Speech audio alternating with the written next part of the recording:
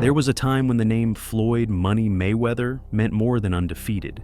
It meant untouchable. He was the king of pay-per-view, the face of boxing, and the man who flaunted wealth like it was oxygen. Private jets, diamond-encrusted watches, and stacks of cash bundled like candy. But what happens when the fantasy starts to crack? In recent months, whispers turned into headlines. Lawsuits, unpaid debts, and broken promises have surrounded the man who once bragged about making $100 million in a single night. Former opponents, former partners, even jewelers, all stepping forward with one ugly truth. The money may have never been real. And if it was, it's not there anymore.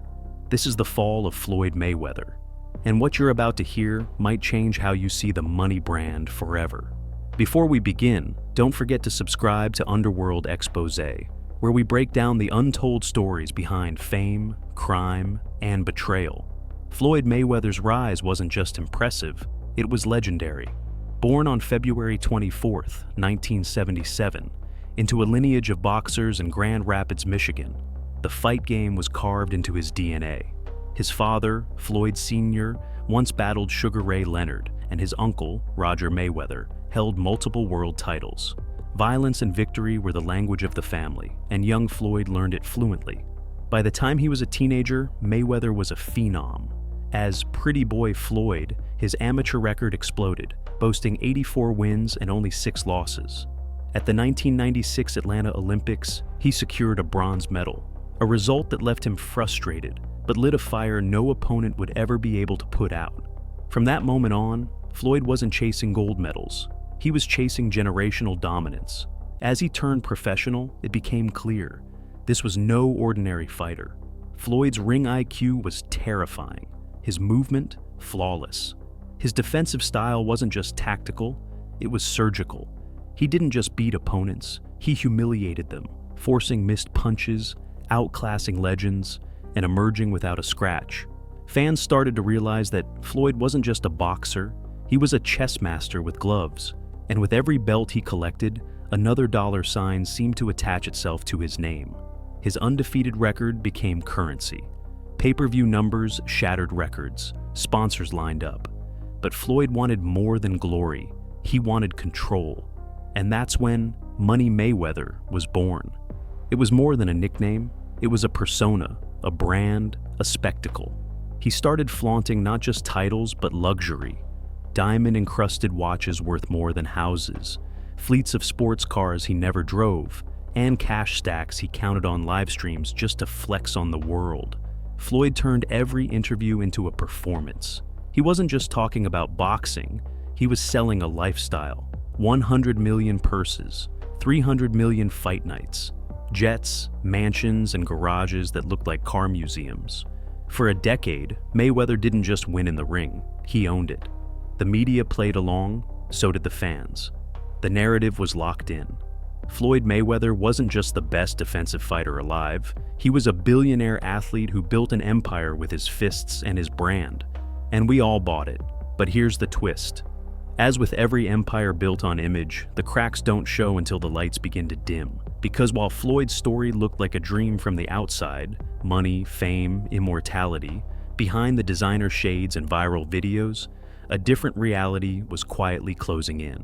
Floyd Mayweather didn't just dominate boxing, he made luxury part of his brand.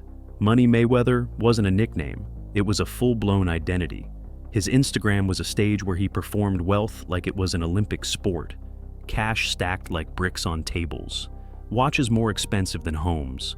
2 million cars that never touched pavement. Private jets with his initials stitched into the leather. His entire image screamed one thing: untouchable. But underneath the flash, questions quietly mounted. How does one sustain a lifestyle that leaks millions a year without fighting regularly? The problem was simple. Floyd had built a brand that couldn't afford to look broke, even if the reality said otherwise.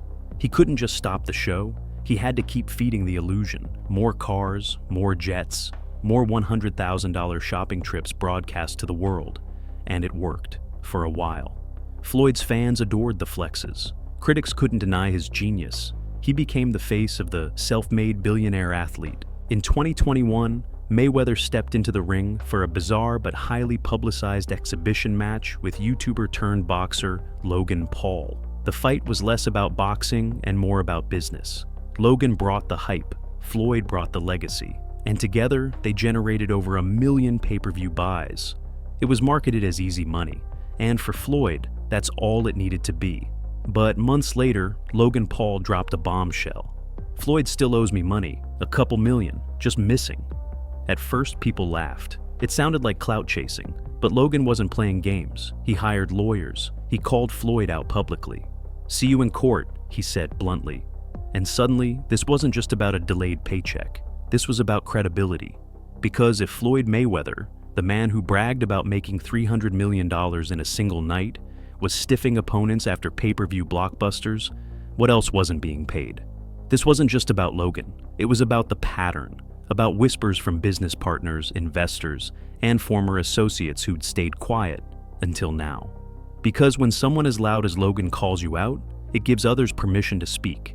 And slowly, those whispers started to roar. The Logan Paul lawsuit opened the floodgates. Suddenly, a Miami jeweler stepped forward, claiming Mayweather owed 6 figures for high-end pieces, unpaid and ignored. Around the same time, a group of real estate investors accused Floyd's team of defaulting on promised returns from a ticket-scaling venture that supposedly flipped VIP seats for massive profits. But when the dust settled, the investors weren't holding profit. They were holding lawsuits. One investor said he gave over $1.4 million to secure floor seats for a Floyd exhibition match. In return, he expected a 7x return. Instead, he got excuse after excuse, drip-fed partial payments, months of silence. Then suddenly, that investment was being rolled over into a rumored Manny Pacquiao fight, another event that, conveniently, never materialized. It started to sound less like a business strategy and more like a Ponzi scheme. Then there were whispers of property liquidations. A mansion in Vegas reportedly hit the market quietly. A private jet changed hands. Floyd's famous car collection, the one that sat untouched for years, started to shrink. It wasn't definitive proof of collapse, but it was strange. Too many coincidences, too many red flags. And for a man who'd spent a decade flaunting excess, silence spoke volumes. Just as things started looking suspicious, another headline hit. This one even more shocking. In late 2023, news outlets reported that Floyd Mayweather had entered into a contract to purchase over $420 million worth of multifamily real estate in Manhattan, over 60 buildings, nearly 2,000 units. If true, this would have been one of the most ambitious private investments in the city's history. But here's the twist. No official confirmation followed. No press conference. No bank filings. No developer quotes. No co-investor statements. Not even a social media post from Floyd, which is unthinkable for a man who used to broadcast his grocery receipts. The entire deal, one supposedly worth nearly $500 million, vanished from the news cycle as fast as it appeared. Was it real? Was it a PR plant? Or worse, was it a diversion to drown out the growing noise of lawsuits and payment disputes? It wouldn't be the first time celebrities tried to cover financial cracks with flashy headlines. And with Floyd, every dollar spent in public started to look like an attempt to distract from what was happening in private.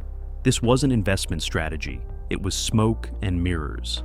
And the illusion was getting harder to maintain.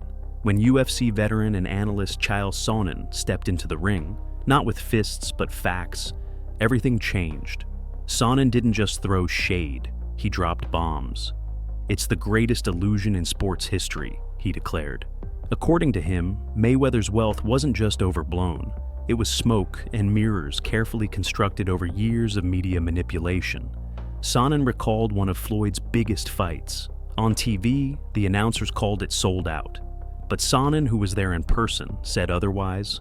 Thousands of seats were empty, people dressed up as fans to make it look full. That's not bad business, that's performance art. And for Mayweather, the audience wasn't just in the arena, it was watching at home, online, around the world. He built the illusion with press releases, not paperwork.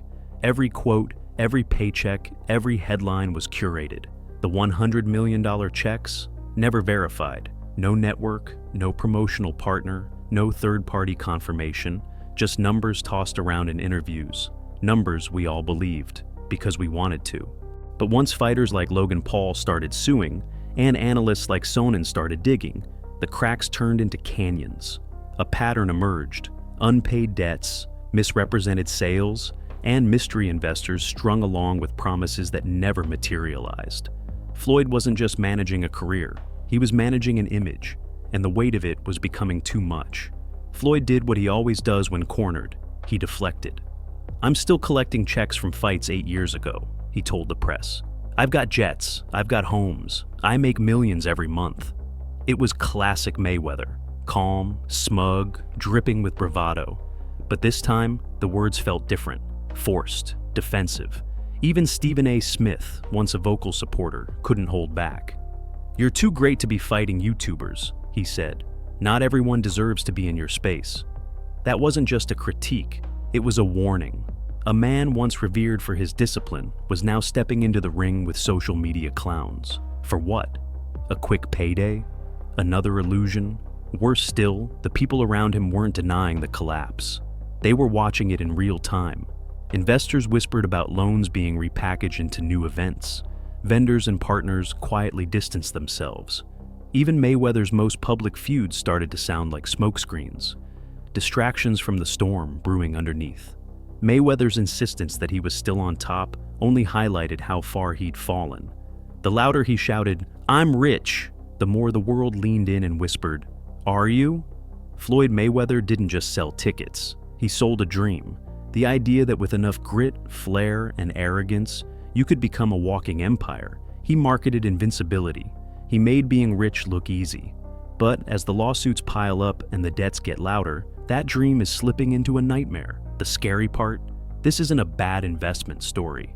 It's not just a celebrity spending too fast. It's about a man who needed the illusion of wealth more than the wealth itself. And when your image depends on never showing weakness, you'll go to dangerous lengths to protect it.